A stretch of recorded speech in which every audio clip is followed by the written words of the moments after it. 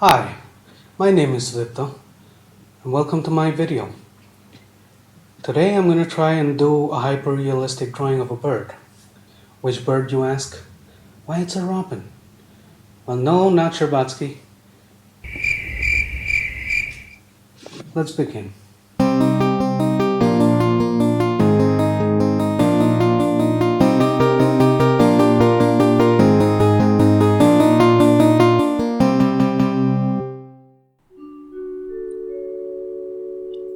I come from a traditional arts background, which means this is pretty new for me, but I try and follow the same guidelines, if you will. So I begin with a sketch first. In case of oil painting, which I used to do earlier, I would take a pencil and do this. It gives me an idea of the shapes.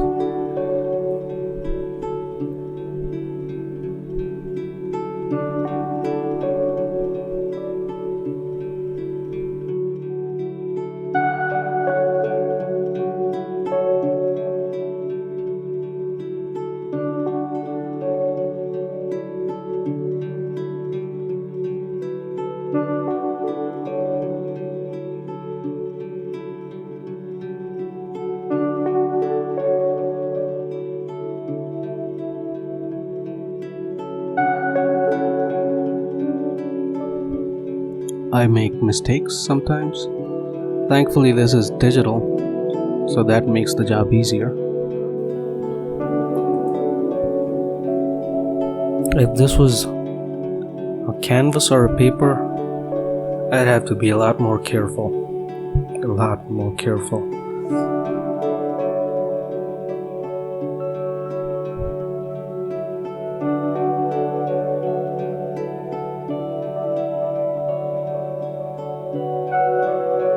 I prefer starting with the eyes when I'm drawing a face or an animal. As they say, eyes are the windows to the soul. I had a fun time doing the furs. I don't think I've ever done furs before. I've done hair. I've done a lot of human forms. But this was a first.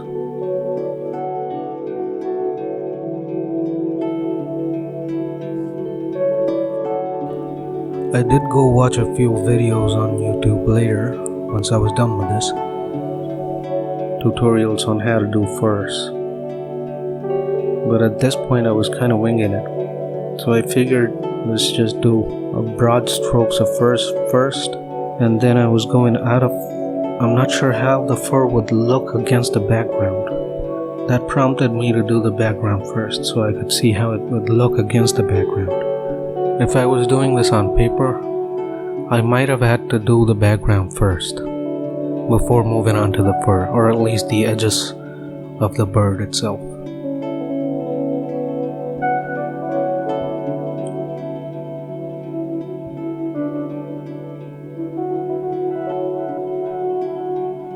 The beak was interesting.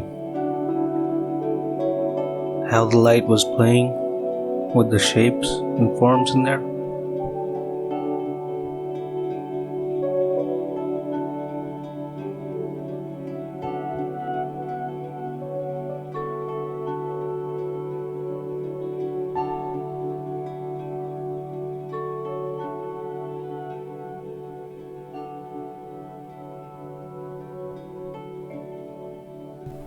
And there's the third coat of the fur on its back. But this is where I really went with a finer brush.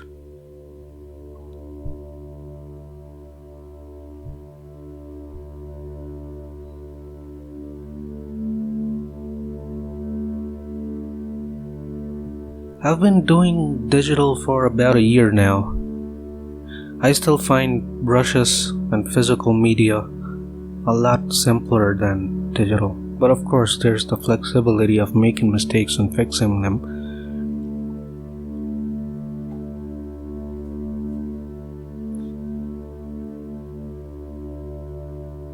That does make it a lot easier.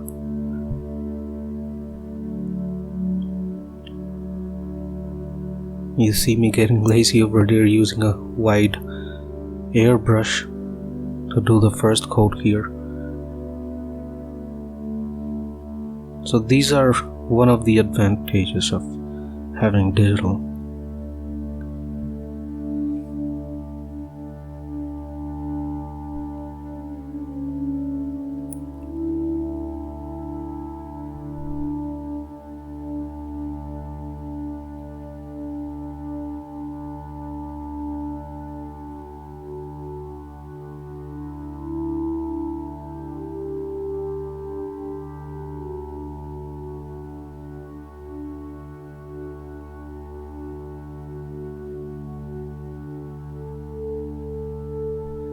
Talking about making mistakes, I had placed this eye far out.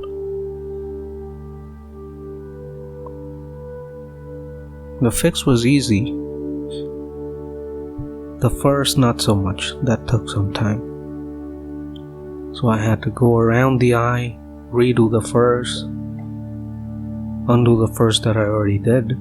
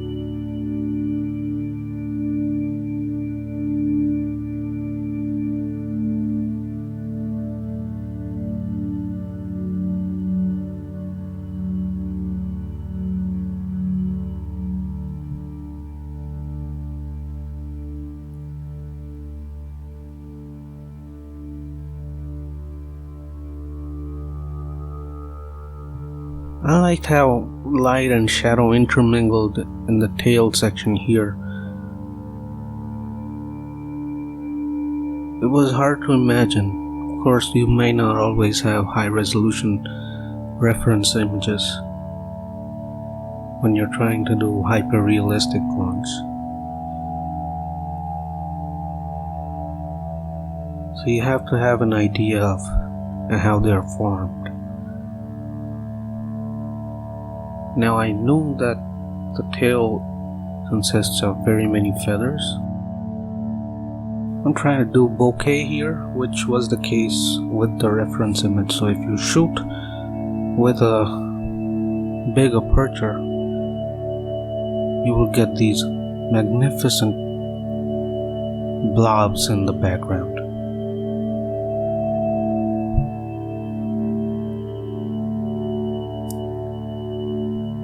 Of course, it's a lot easier to do in camera than on canvas.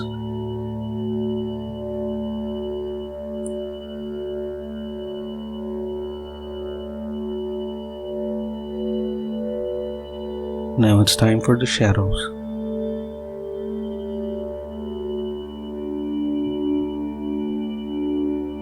And while doing this, I'm going in my brain, you don't have the same directions to all the furs. So you gotta follow the fur direction with the shadow, but then it's all white on white.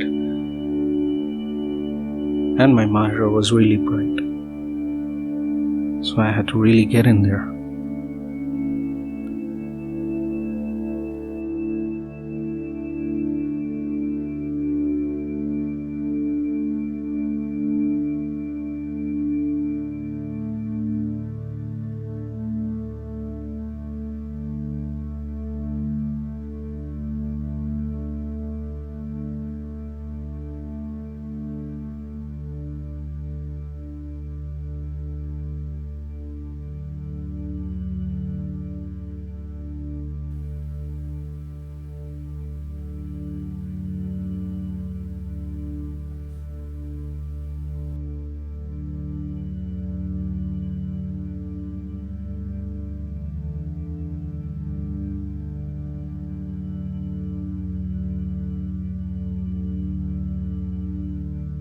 The legs where I faced another problem. I could not really tell what range of brightness and saturation it had to have. Of course, I did not notice that before finishing the painting. The perfectionist in my head was screaming, go back, fix it. Thankfully, the other side prevailed. It didn't look half as bad.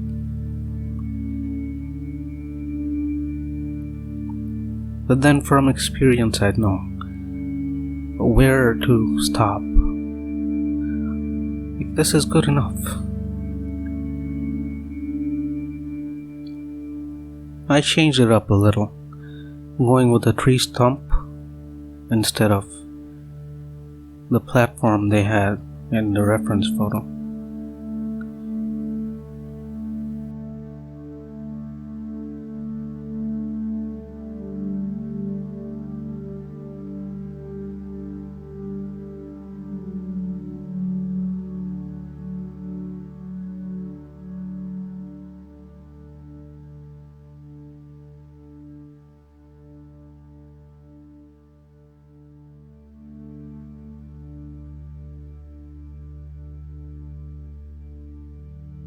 Time to fix up the furs a little.